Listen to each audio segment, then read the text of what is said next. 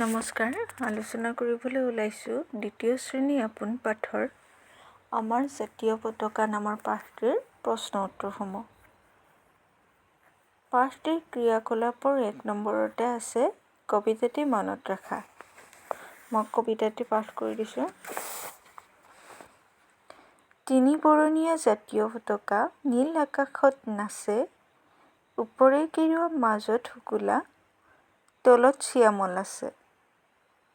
বগাৰ মাজত অশোক চক্ৰৰ চিত্ৰ জিলিকি ৰয়, আমাৰ জাতীয় পতাকাখনিৰ কদাপি নহয় ক্ষয়। কবিতাটিৰ কবি নৱকান্ত বৰুৱা। 2 নম্বৰ, প্ৰথমে কোৱা তাৰ পিছত লিখা। ক, আমাৰ জাতীয় পতাকাখনৰ কেইটা ৰং আছে? উত্তৰ হ'ব, আমাৰ জাতীয় পতাকাখনৰ 3টা ৰং আছে। খ, আমাৰ জাতীয় পতাকাখনৰ ৰং কেইটা কি কি? উত্তৰ হ'ব, আমাৰ জাতীয় পতাকাখনৰ ৰং কেইটা হ'ল গেৰুৱা, শুকুলা আৰু শ্যামল।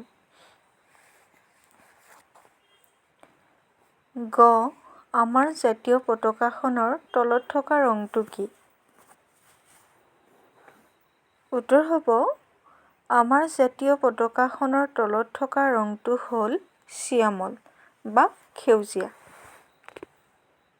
ঘ, অশোক চক্ৰটো জাতীয় পতাকাখনৰ কোনটো ৰঙৰ মাজত আছে? উত্তৰ হ'ব, অশোক চক্ৰটো জাতীয় পতাকাখনৰ বগা ৰঙৰ মাজত আছে।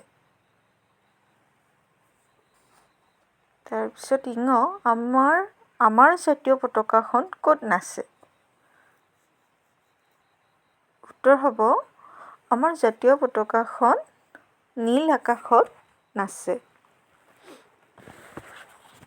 3 নম্বৰ, কবিতাটিত 4টা ৰঙৰ নাম উল্লেখ আছে।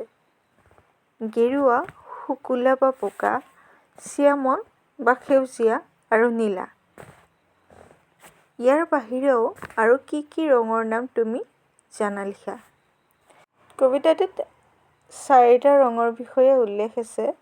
ইয়াৰ বাহিৰেও মই জনা ৰংবোৰ হ'ল ৰঙা, হালধীয়া, বেঙুনীয়া আদি।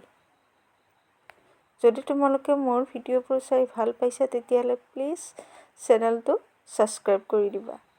ধন্যবাদ।